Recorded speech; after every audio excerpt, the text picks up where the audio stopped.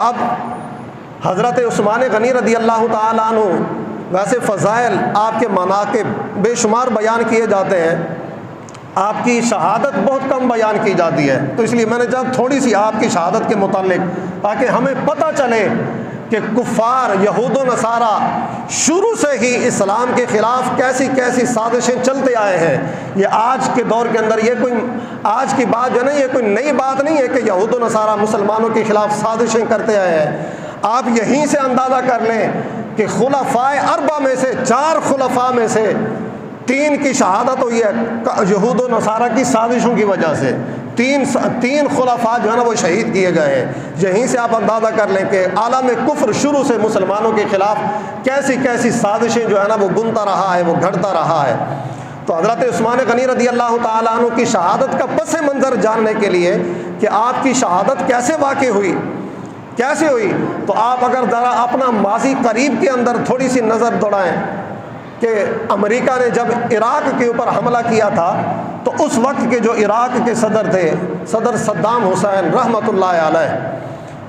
ان کے خلاف کیسی سازشیں کی تھی امریکہ نے کہ انہوں نے بڑے مہلک ہتھیار تیار کر لیں، یہ تو پوری دنیا کو تباہ کرنے والے ہیں، یہ خبریں پھیلائی اور پھر پوری دنیا کے اندر اس کا پرچار کیا گیا کہ صدر صدام نے جو ہے نا ایسے ایسے ہتھیار بنا لیں، وہ یہ کر لے گا، وہ یہ کر رہا ہے، وہ یہ کر رہا ہے، یہ پوری دنیا کو تباہ کرنے والا، یہ کرنے والا ہے۔ اور پھر انہوں نے حملہ کر دیا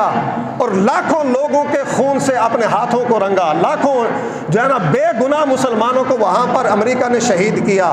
ان کے ساتھ جو ہے نا جانوروں سے بدتر ان کے اوپر ظلم کیا گیا عراق کے مسلمانوں کے اوپر۔ اور پھر جب اس کو پھر اپنی کوٹ سے سزا دلوا کر صدر صدام حسین کو عین عید والے دن اس کو سولی پر لٹکا دیا گیا، شہید کر دیا گیا۔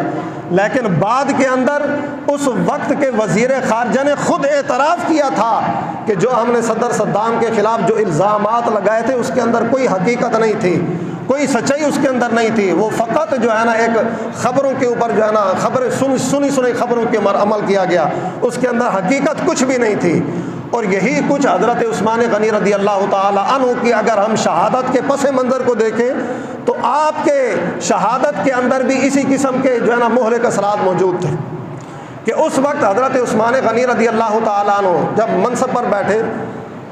تو اس کے 6 سال تو کچھ نہ ہوا، اور جو حضرت فاروق اعظم رضی اللہ تعالی عنہ کے دور کے اندر جو فتوحات ہوئیں ان کے اندر بہت سارے ترقی والے کام ہوئے، اسلام نے بہت زیادہ ترقی کی، لوگوں کو سہولیات میسر کی، اور پھر اس کے علاوہ اور بہت سارے علاقے فتح ہوئے۔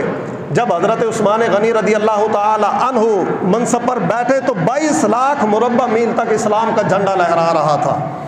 اور جب آپ نے دنیا سے پردہ فرمایا ہے تو اس وقت 44 لاکھ مربع میل تک اسلام کا جھنڈا لہرا چکا تھا،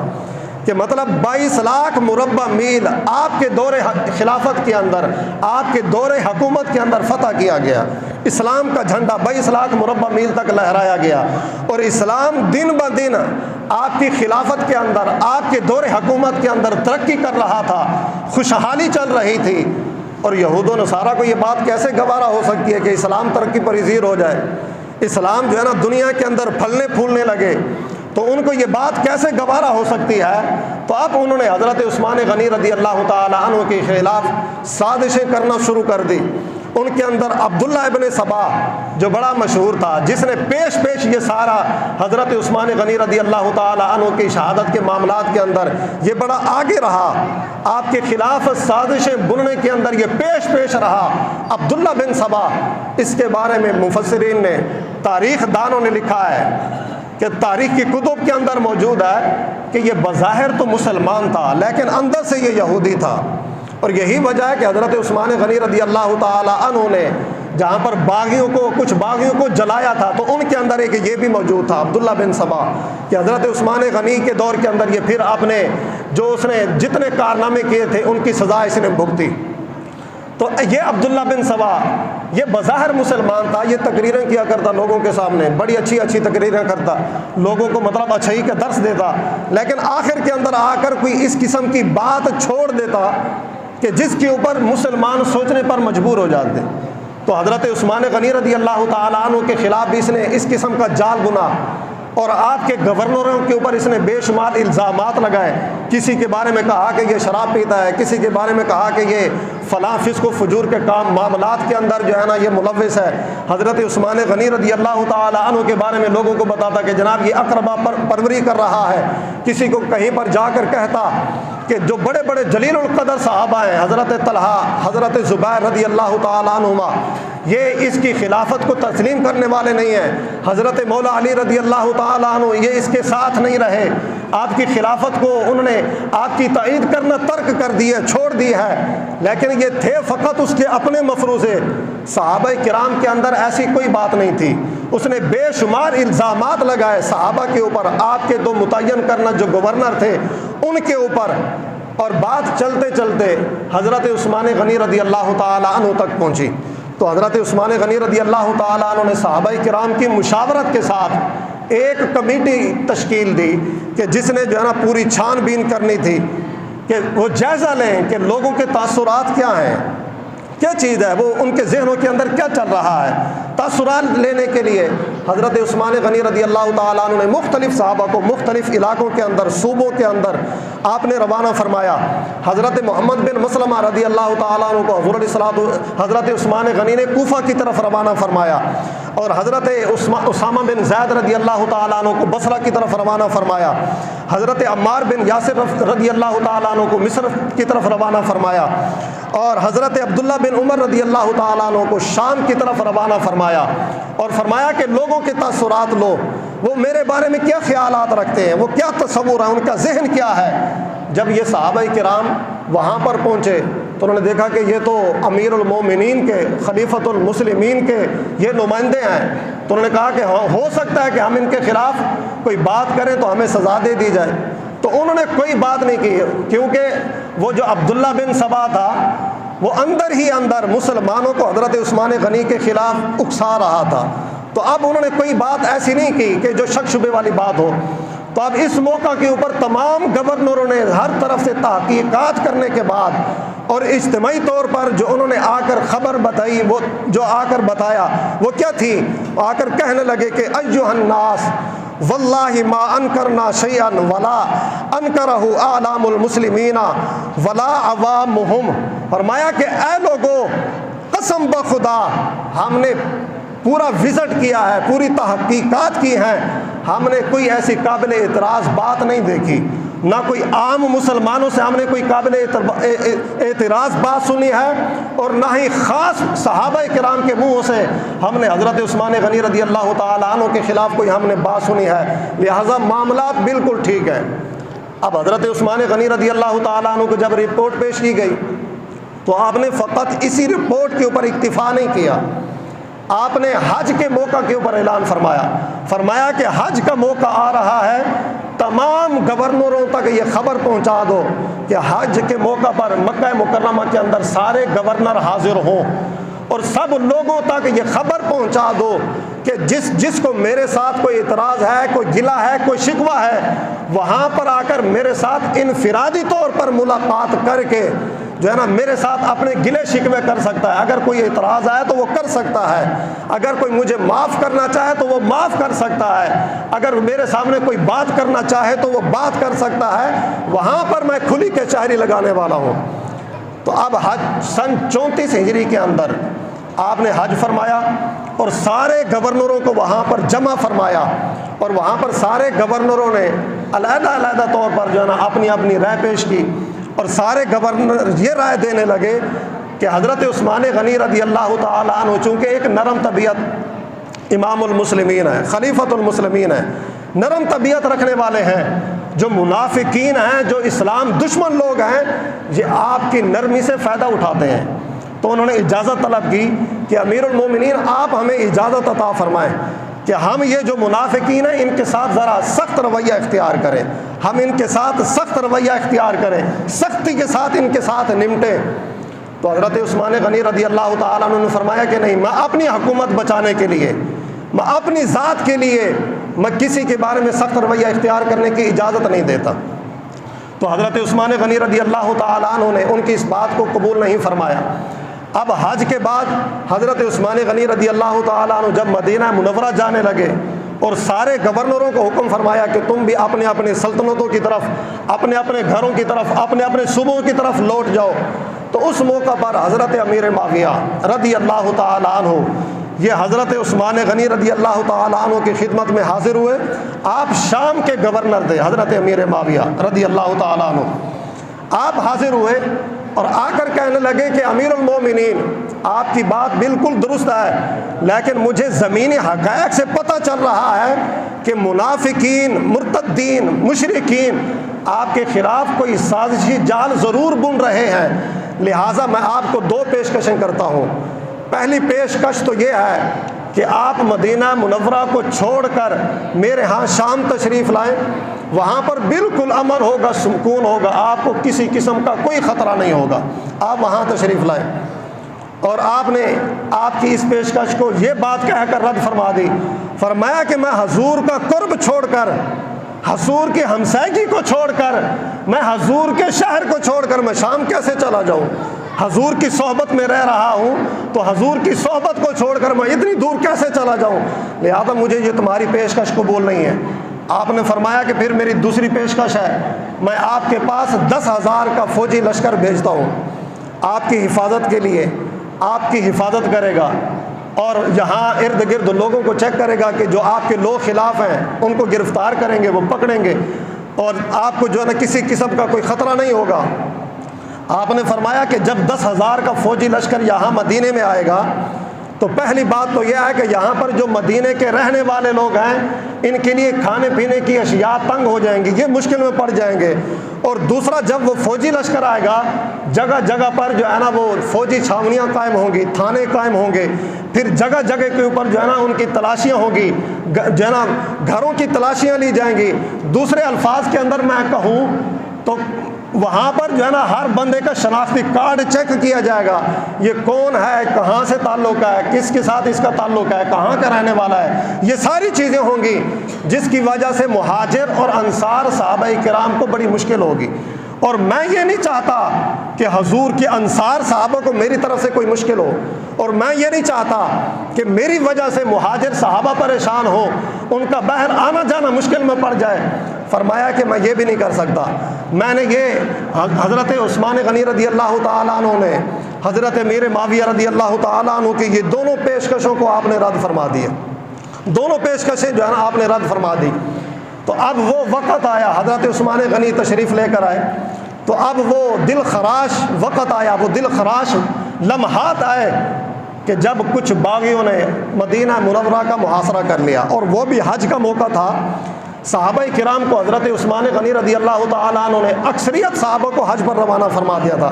اگلا سال سن 35 ہجری کا جب موقع تھا، 35 ہجری کے موقع پر حضرت عثمان غنی رضی اللہ تعالیٰ عنہ صحابہ کو حج پر روانہ فرما دیا تھا۔ چند صحابہ کرام وہاں پر موجود تھے، جن کے اندر ایک حضرت مولا علی رضی اللہ تعالیٰ عنہ تھے، حضرت امام حسن تھے، حضرت امام حسین تھے، حضرت ابو ہریرہ تھے۔ یہ صحابہ مدینہ منورہ کے اندر چند 8-10 صحابہ وہاں پر موجود تھے، باقی تمام صحابہ حج کے لیے مکہ مکرمہ پہنچ چکے تھے۔ تو اب اس موقع کو انہوں نے موقع غنیمت سمجھا کہ مسلمانوں کی تعداد بڑی کم ہے، تو لہذا ہم جس مقصد کے لیے آئے ہیں ہم اس مقصد کو بآسان طریقے سے سر انجام دے سکتے ہیں۔ اب باغیوں نے محاصرہ کر لیا آپ کے دارالحکومت کا، آپ کے گھر کا محاصرہ کر لیا۔ حضرت عثمان غنی رضی اللہ تعالیٰ عنہ کے گھر کا محاصرہ کیا، اور کئی دن تک یہ محاصرہ رہا، اور یہاں تک نوبت آئی کہ حضرت عثمان غنی رضی اللہ تعالیٰ عنہ کے اوپر مسجد نبوی شریف کے اندر پتھراؤ کیا گیا،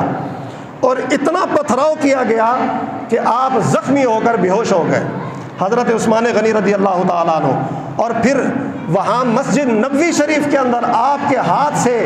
وہ عصا چھین لیا گیا کہ جس عصا کو لے کر آپ خطبہ ارشاد فرمایا کرتے تھے، جس عصا کو لے کر حضرت فاروق اعظم خطبہ دیا کرتے تھے، جو عصا اپنے ہاتھ کے اندر لے کر حضرت ابوبکر صدیق رضی اللہ تعالیٰ عنہ خطبہ ارشاد فرمایا کرتے تھے، جس عصا کو اپنے ہاتھ کے اندر تھام کر حضور آقا دو عالم صلی اللہ علیہ وسلم اپنے ہاتھ کے اندر اٹھا کر خطبہ ارشاد فرمایا کرتے تھے، اس عصا کو ان باغیوں نے آپ کے ہاتھ سے چھین کر توڑ دیا، اس عصا کو شہید کر دیا، توڑ دیا۔ ان باغیوں نے اور اتنا ظلم و تشدد کیا گیا حضرت عثمان غنی رضی اللہ تعالیٰ عنہ پر، اور پھر اسی حالت کے اندر آپ کو آپ کے گھر منتقل کیا گیا، اور یہاں پر آپ کے گھر کا محاصرہ رہا کئی دنوں تک۔ بزرگوں تاریخ دانوں نے لکھا ہے کہ 40 دن تک آپ کے گھر کا محاصرہ رہا، اور پھر آپ کے گھر کے اندر کا کھانا پینا، پانی بھی بند کر دیا گیا، کھانا بند کر دیا گیا۔ اور حضرت مولا علی رضی اللہ تعالی عنہ نے کئی مرتبہ محاصرے کے دوران اجازت چاہی کہ جناب آپ ہمیں اجازت عطا فرمائیں کہ ہم ان کے ساتھ اپنے زور بازو سے لڑیں گے، تلوار سے لڑیں گے، ان کی یہ جرأت کیسے ہوئی ہے کہ یہ آپ کے گھر کا محاصرہ کریں؟ لیکن آپ نے قسم دے کر تمام صحابہ کو منع فرمایا، فرمایا کہ میری ذات کی وجہ سے اپنے محبوب کے شہر کے امن کو برباد میں نہیں کرنا چاہتا، میری وجہ سے میں یہ نہیں چاہتا کہ میری وجہ سے اس حضور کے شہر کے اندر کوئی خون خرابہ ہو، لہٰذا تم نے بالکل جب تک میری شہادت واقع نہ ہو جائے تم نے ان کو کچھ نہیں کہنا، کوئی تم نے ان کے سامنے کوئی رکاوٹ نہیں ڈالنی۔ تو 40 دنوں تک حضرت عثمان غنی رضی اللہ تعالی عنہ کو گھر کے اندر بند کر دیا گیا، مسجد نبوی شریف کے اندر جانے سے آپ کو روک دیا گیا، کھانا پینا آپ کا بند کر دیا گیا۔ تو ایک دن حضرت عثمان غنی رضی اللہ تعالی عنہ ایک دن آپ نے گھر کی چھت کے اوپر آپ تشریف فرما ہوئے، حضرت ثمامہ رضی اللہ تعالیٰ عنہ بیان کرتے ہیں کہ دوران محاصرہ حضرت عثمان غنی رضی اللہ تعالیٰ عنہ اپنے گھر کی چھت پر تشریف لائے اور ان باغیوں سے خطاب فرمایا، مکالمہ فرمایا، ان سے بات چیت کی کہ ہو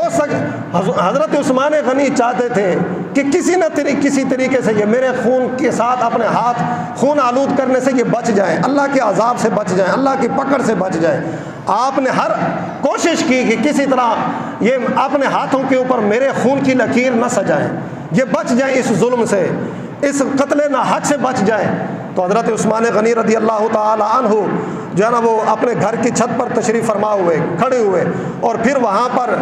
محاصرہ کے دوران ان کو خطاب ارشاد فرمایا حضرت عثمان غنی رضی اللہ تعالی عنہ نے، اور فرمایا کہ میں تمہیں اللہ اور اسلام کا واسطہ دے کر پوچھتا ہوں۔ فرمایا کہ جب صحابہ کرام یہاں مدینہ شریف کے اندر حاضر ہوئے تھے، ہجرت کر کے آئے تھے، یہاں پر بیر روما کے علاوہ کوئی میٹھے پانی کا کنواں نہیں تھا، تو اس موقع پر حضور علیہ الصلوۃ والسلام نے اعلان فرمایا تھا کہ کون ہے جو اس کنویں کو خرید کر مسلمانوں کے لیے وقف کرے، اس کے بدلے میں اللہ رب العالمین اس کو جنت عطا فرمائے گا۔ فرمایا کہ میں نے اپنے حلال کمائی میں سے 1,00,000 درہم ادا کر کے وہ کنواں یہودی سے خرید کر مسلمانوں کے لیے وقف کیا تھا۔ تو انہوں نے آگے سے کہا کہ اللہم نام، بالکل بات ایسی ہے، اللہم نام کا مطلب یہ ہے کہ مطلب جو آپ کہہ رہے ہیں اس کے اندر کسی قسم کا کسی کو کوئی شک نہیں ہے، آپ کی بات ماننے کے سوا کوئی چارہ نہیں ہے، بات یہی ہے۔ لیکن اس کے باوجود بھی ان کی دین کی غیرت نہ جاگی۔ حضرت عثمان غنی رضی اللہ تعالیٰ عنہ نے پھر ان کو مخاطب فرمایا، ان سے خطاب کرتے ہوئے حضور فرمایا کہ وہ وقت یاد کرو، میں تمہیں اللہ اور اسلام کا واسطہ دے کر کہتا ہوں کہ جب مسجد نبوی شریف نمازیوں کی کثرت کی وجہ سے ان پر تنگ ہو گئی، مسجد کے نمازی بڑھ گئے، تو اس موقع پر حضور علیہ الصلوۃ والسلام نے فرمایا تھا کہ کون ہے جو مسجد نبوی شریف کی ساتھ والی زمین خرید کر اس کے اندر داخل کرے تو اللہ رب العالمین اس کے بدلے میں اس کو جنت عطا فرمائے گا۔ تو میں نے اپنی حلال کمائی سے 35,000 درہم خرچ کر کے وہ زمین خرید کر مسجد نبوی شریف کے اندر میں نے شامل کی تھی۔ تو انہوں نے کہا کہ اللہم نام، یہ بات بھی آپ کی بالکل ٹھیک ہے۔ تو آپ نے پھر تیسری مرتبہ پھر ارشاد فرمایا کہ وہ وقت یاد کرو کہ جب غزوہ تبوک کے لیے مسلمانوں کے پاس سواریاں نہیں تھی، کھانے پینے کی اشیاء نہیں تھی، ہتھیار نہیں تھے، تو اس موقع پر حضور علیہ الصلوۃ والسلام نے ارشاد فرمایا کہ من جہز جیز العشرۃ فلہ الجنہ، فرمایا کہ کون ہے جو ان مسلمانوں کو سواریاں پیش کرے، کھانے پینے کا ساز و سامان پیش کرے، اللہ رب العالمین اس خدمت کے بدلے میں اللہ تعالیٰ اس کو جنت عطا فرمائے گا۔ فرمایا کہ اس موقع کے اوپر میں نے 950 اونٹ مسلمانوں کی خدمت میں پیش کیے، 50 گھوڑے پیش کیے، 1000 سونے کے سکے مسلمانوں کی خدمت میں پیش کیے۔ تو آگے سے کہنے لگے کہ اللہم نعم، فرمایا کہ یہ بات بھی آپ کی بالکل درست ہے، فرمایا کہ کہنے لگے کہ اس بات سے بھی آپ کا کوئی جو ہے نا کوئی انکار نہیں کر سکتا۔ تو پھر اس موقع کے اوپر آپ نے فرمایا وہ وقت یاد کرو کہ سبیر پہاڑ کے اوپر جب حضور آقا دو عالم صلی اللہ علیہ وسلم جلوہ فرما تھے اور حضرت فاروق اعظم حضرت ابو بکر صدیق بھی موجود تھے اور میں بھی ان کے ساتھ موجود تھا، اس موقع کے اوپر حضور علیہ الصلوۃ والسلام نے ارشاد فرمایا تھا کہ اے احد پہاڑ تمہیں پتہ نہیں ہے کہ تیرے اوپر کون ہے؟ تیرے اوپر ایک اللہ کا رسول ہے، ایک صدیق ہے اور 2 شہید موجود ہیں۔ فرمایا کہ وہ تمہیں یاد نہیں ہے؟ فرمایا کہ یہ بھی بالکل یاد ہے۔ تو آپ نے رب تعالیٰ کی بارگاہ کے اندر ہاتھ اٹھاتے ہوئے یہ 3 مرتبہ فرمایا کہ یا اللہ تیرا شکر ہے، مجھے قتل کرنے کا ارادہ رکھنے والے میری شہادت کی بھی گواہی دے رہے ہیں۔ فرمایا کہ اپنے ہاتھوں سے قتل کرنے کا بھی ارادہ رکھتے ہیں اور اس کے ساتھ ساتھ میری شہادت کی بھی گواہی دے رہے ہیں، یا اللہ تیرا شکر ہے، چلو مجھے یہ شہید تو مانتے ہیں نا۔ تو پھر انہوں نے آخرکار سن 34 ہجری کے اندر، سن 35 ہجری کے اندر جمعۃ المبارک کے دن اور آپ کو روزے کی حالت کے اندر قرآن پاک کی تلاوت کرتے ہوئے آپ کو شہید کیا گیا۔ آپ کے سر کے اوپر ایک موذی نے وار کیا اور خون کا فوارہ نکلا اور قرآن پاک کی جو آیت کریمہ ہے فَسَيَكْفِيكَهُمُ اللَّهُ کہ اے عثمان یہ تیرے ان دشمنوں کو اللہ رب العالمین ہی کافی ہے۔ اس آیت کریمہ کے اوپر جو ہے نا آپ کے خون کا فوارہ گرا اور آپ نے سن 35 ہجری کے اندر اتنے ظلم کے اندر آپ نے جام شہادت نوش کیا۔